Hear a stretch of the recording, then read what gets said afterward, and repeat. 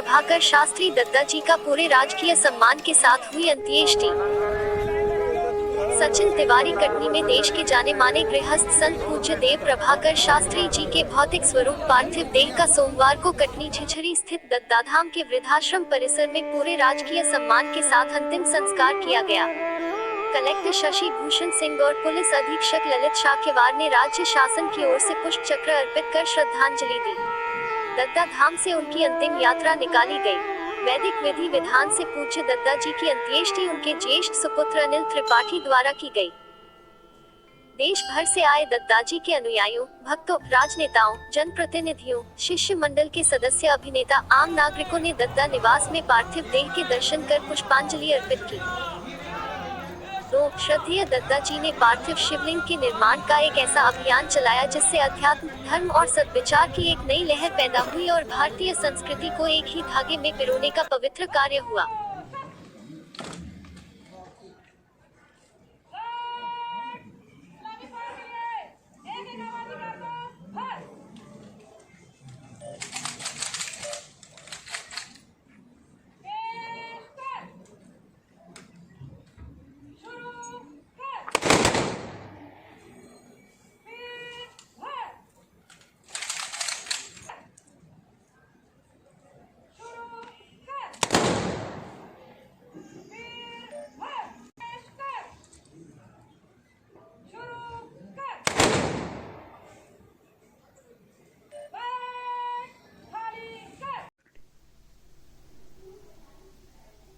लाखों लाख लोगों के जीवन को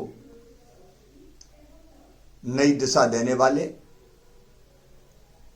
मध्य प्रदेश सहित संपूर्ण देश में आध्यात्मिकता की लहर पैदा करने वाले, मनुष्य के मन में सद्गुणों का विकास करने वाले, अध्यात्म की तरफ प्रेरित करने वाले, सबको पुत्रवत स्नेह करने वाले, कष्टों और कठिनाइयों में दिशा दिखाने वाले, सहारा देने वाले दत्ता जी का, परम श्रद्धेय संत दत्ता जी का देवलोक गमन हो गया। उनका भौतिक शरीर अब हमारे बीच नहीं है, लेकिन सूक्ष्म शरीर से एक गुरु के रूप में वो कहीं नहीं गए, वो हमारे बीच में ही है।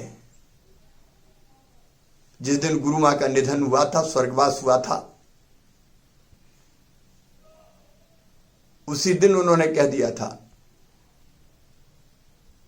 कि मैं उनके पीछे पीछे जाऊंगा। उनकी इच्छा से ही उन्होंने भौतिक शरीर छोड़ा है, लेकिन वे सदैव हम पर आशीर्वाद की वर्षा करेंगे।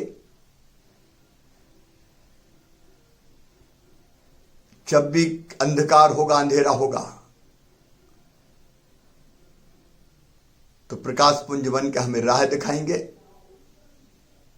जब भी सहारे की जरूरत होगी, वो सबका सहारा बनेंगे। सबके जीवन में ज्ञान का प्रकाश और भक्ति का विश्वास पैदा करते हुए वो हमारा पथ प्रदर्शन करते रहेंगे। उनके चरणों में प्रणाम। मध्य प्रदेश की जनता की ओर से उनके चरणों में श्रद्धा को व्यक्त करने के लिए उनके भौतिक शरीर का, क्योंकि दत्ता जी तो सदैव हमारे बीच में ही है, लेकिन भौतिक शरीर का जो संस्कार होगा तो राजकीय सम्मान के साथ होगा। उनके चरणों में प्रणाम।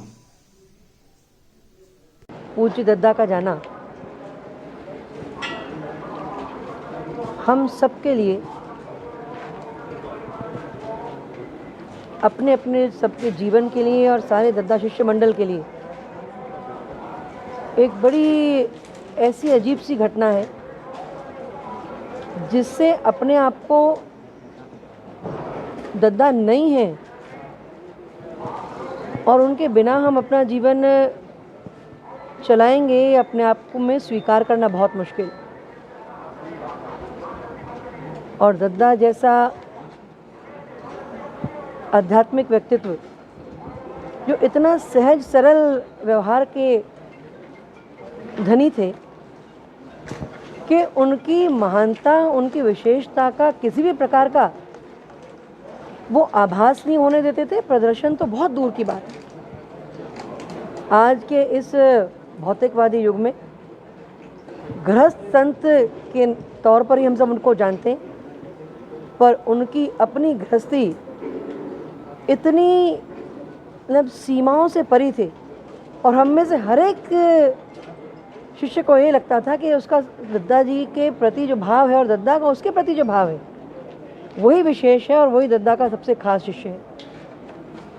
संवेदनशीलता उनकी माँ की तरह थी और मार्गदर्शन करने की दृढ़ता उनकी पिता की तरह थी। बहुत ज़बरदस्त ऑर्गेनाइज़र, संगठक, उनकी लीडरशिप क्वालिटीज़ इतनी गजब की थी कि शायद बड़े से बड़े मैनेजमेंट स्कूल में पढ़े हुए व्यक्ति के अंदर वो सारी विलक्षणताएं नहीं होती हैं जो दद्दा में थी। और हम सब ने उनसे बहुत सीखा है, बहुत समझा है और दद्दा के संपर्क में जीवन में आ जाना यही अपने आप में जीवन को धन्य करने के लिए पर्याप्त है। और दद्दा के दिखाए मार्ग पर और दद्दा ने जैसा जीवन जिया उसके अनुसार हम अपना जीवन जी लें, मुझे लगता है यही दद्दा के प्रति एक सबसे अच्छी श्रद्धांजलि होगी। और दद्दा हम सबको स्थूल रूप से छोड़ के तो गए हैं, पर सूक्ष्म रूप से हमें दद्दा का अभाव कभी महसूस नहीं होगा, ऐसा उनका सबके साथ संबंध रहा।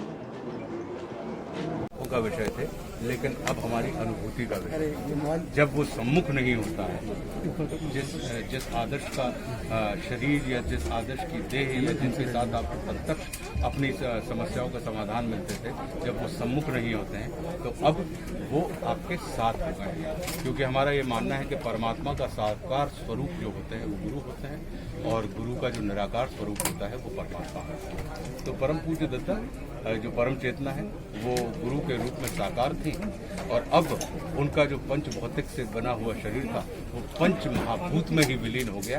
तो अब वो वैसे भी गुरु को परम ब्रह्म कहा जाता है। क्यों? क्योंकि वो ब्रह्मा की भांति शिष्यों का पालन करते हैं, वो विष्णु की भांति उनका रक्षण करते हैं और वो महादेव शिव की भांति उनके अंदर के समस्त विकारों का शमन करते हैं। इसलिए गुरु को परम ब्रह्म कहा जाता है। और परम ब्रह्म जो होता है वो व्यक्ति का विषय नहीं होता, वो अवस्था होती है। तो परम पूज्य दत्ता सदैव वर्तमान रहेंगे। दद्दा जी का आपके जीवन में क्या प्रभाव है? आप जो कुछ भी आशुतोष राणा के अंदर देख रहे हैं वो पूज्य दत्ता। शब्दों के माध्यम से तो बता पाना बहुत मुश्किल है, लेकिन इतना हम ज़रूर कह सकते हैं कि दद्दा जी कहीं गए नहीं हैं। दद्दा जी ने तो ब्रह्मलीन हुए हैं। दद्दा जी ने अपने शारीरिक रूप से हम लोगों के बीच में जो है यहाँ से पदार्पण किया है, लेकिन मानसिक रूप से, आध्यात्मिक रूप से वो जीवन भर जब तक राज्यपाल के तन में सांस है दद्दा जी हैं, विद्यमान हैं, हृदय के अंदर हैं। और मैं आपको एक चीज़ बताना चाहता हूँ कि राज्यपाल 500 फिल्में कर लेते, 500 डायरेक्टरों के साथ अलग अलग काम करने का मौका, बचपन से लेकर 13 साल की उम्र से अभिनय कर रहा हूँ और लगभग सिनेमा तक सब डायरेक्टर्स के साथ काम करने का मौका मिला।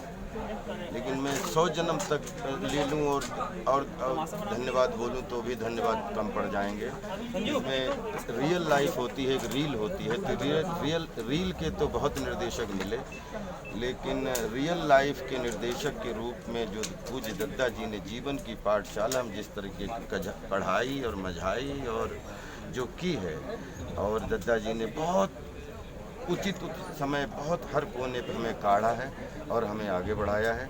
आज हमारे पास जो भी संस्कार हैं, जो भी आचरण व्यवहार है, हमें लगता है कि अगर दद्दा जी नहीं होते तो शायद हम अभिनेता कैसे होते पता नहीं, लेकिन 100% इंसान तो ये नहीं होते जो मानवता के लिए जिए, मानवता के लिए सोचे। मैं बहुत सौभाग्यशाली हूँ कि मनोरंजन के रूप में पूरी दुनिया का एक पर्सनल व्यक्ति विशेष से हमारा जुड़ाव है, लेकिन मानवता के रूप में दद्दा जी ने लघुता के माध्यम से जो प्रभुता, विश्व की प्रभुता को, नेचर की प्रभुता को जो हम लोगों के ब्लड तक पहुंचाया है, पूरे जीवन दद्दा जी की उस लघुता के माध्यम से दद्दा जी की सोच की प्रभुता को पूरे विश्व के सामने अपने तरीके से ताजीवन जो है रखने की कोशिश करूँगा।